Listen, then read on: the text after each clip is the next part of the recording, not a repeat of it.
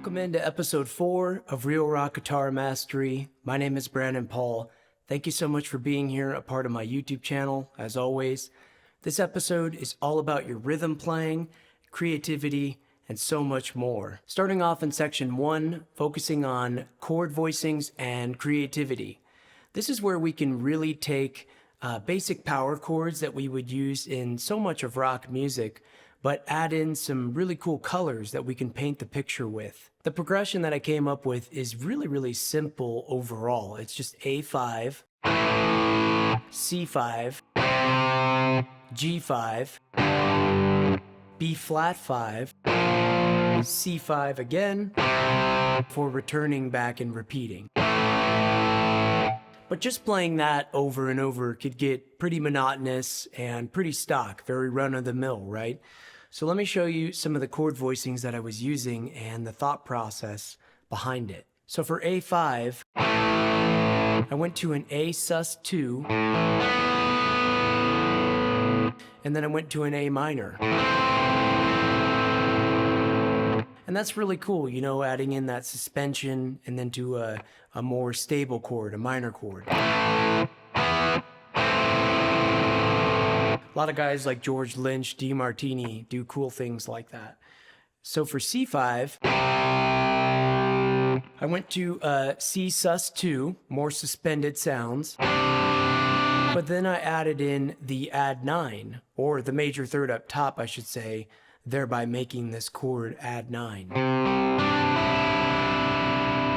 And that's got some cool, you know, thought-provoking vibes to it. It's very full. It gives us a top melody as well.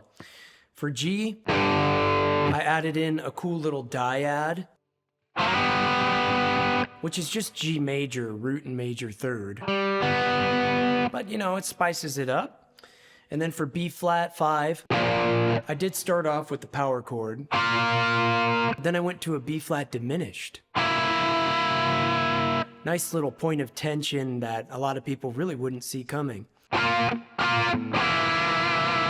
Add some vibrato on it and it becomes like a total vibe, you know? It's all about what you hear and what you're going for, creativity. So now let me show you some basic inversions that I've learned from some of my favorite players, our favorite heroes, and some things that you can also use if you want to substitute some of these ideas. Let's take this power chord position on the 5th string to start. So C5. To invert it, let's say to first inversion, we're going to put the 3rd of the chord in the bass. So then we're going to the 7th fret on the 5th string, giving us E, the major third of a C chord.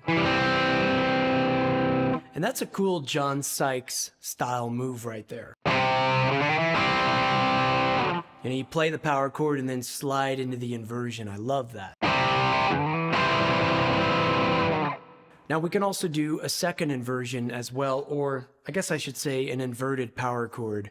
So from here, C5, and then with the 5th in the bass, making it inverted. You've got that big, powerful, kind of thick sound. Very movable as well.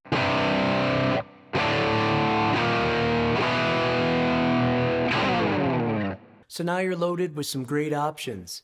And that leads to your practice tip right there. Take any progression or the progression that I just played for you. Treat a couple of the chords with some cool new voicings. Try some new tricks and see how that plays out for you. Moving along now into section 2, fills in between chords.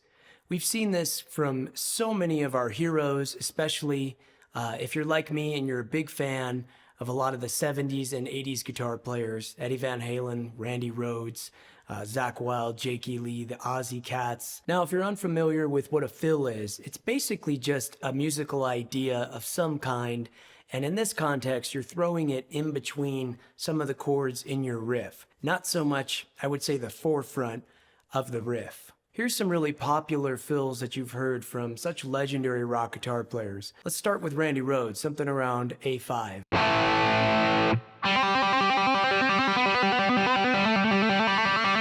Super cool. Another one? How about some sweet ideas from Van Halen? Harmonics in between. using the bar, and some more cool harmonic style effects. So taking that same concept to the original riff that I came up with for this whole lesson, I'm using that walk up to get me to C, okay?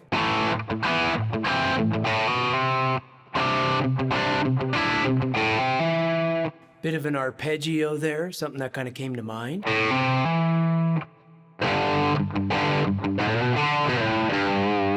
Over G5, I'm just using G major pentatonic there.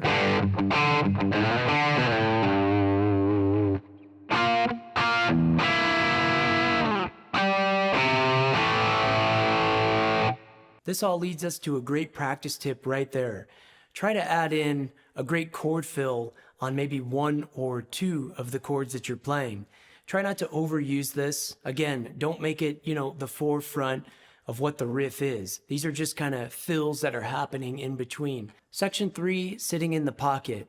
We talked about this quite a bit in another episode, and the importance of communicating with the drums, the drummer, knowing where you sit kind of in the beat with your riff is so critical. Are you ahead of the beat, on top of it? Are you kind of right on the beat, right in the middle? Or are you leaning back and kind of hanging out behind the beat? A great tip that I always like to give students is pay attention to where that snare is.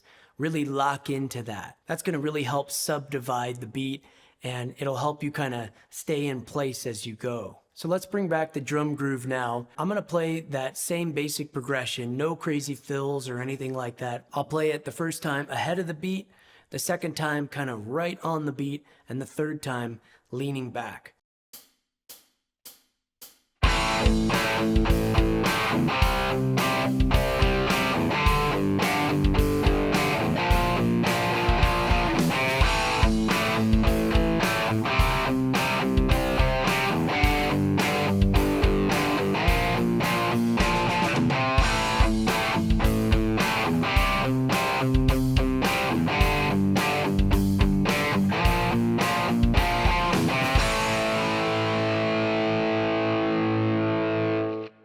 That's your practice tip right there. Take any riff that you come up with, or this one, like I said, that we've been using, play it to a drum groove or with a drummer, and deliberately try all three of those. Start getting good at understanding how you are in control of how that's going to feel with your riffs. Hey, so if you guys are digging what I'm putting out here in this lesson video, for a very short period of time, I'm offering completely free 15-minute trial Zoom guitar lessons. You heard me right. Completely free 15-minute Zoom lessons for everyone out there. It's a great chance for you and I to connect, me to give you immediate solutions, assess your playing, and put together a long-term game plan for you. Check the description box below on how to contact me. Slots are limited, so go ahead and book your lesson now. Cool, let's get back into the session. Our final section 4 is going to be based around muting, accents, and dynamic control. This really comes down to the discussion that we've been having in previous episodes about your picking hand control. This is kind of really what's dictating everything. So let's play this chord progression just completely wide open, no palm muting, no dynamics or anything.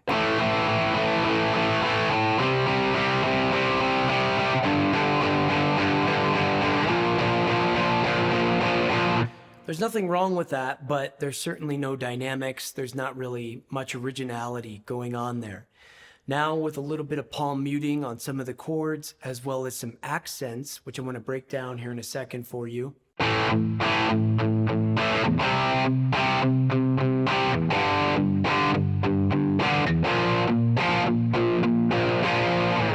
Just those simple additions right there change the landscape of the riff entirely, right? Or the progression. That little bit of palm muting and openness in between the chords and adding in those accents.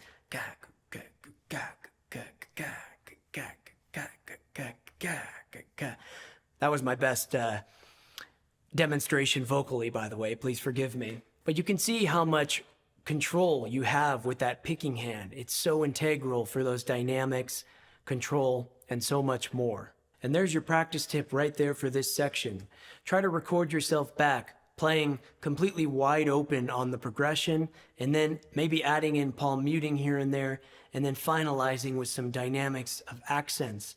And you'll start to notice right away, wow, this is a major difference to my guitar playing. Oh, and don't miss out on the limited spots available for the free 15-minute trial guitar lesson. That's going to do it, guys, for episode 4. If this really helped out your rhythm guitar playing sound more alive, more intentional, more creative, leave a comment below, hit that subscribe button. Hope to help you out, and see you on Zoom. Peace out, guys.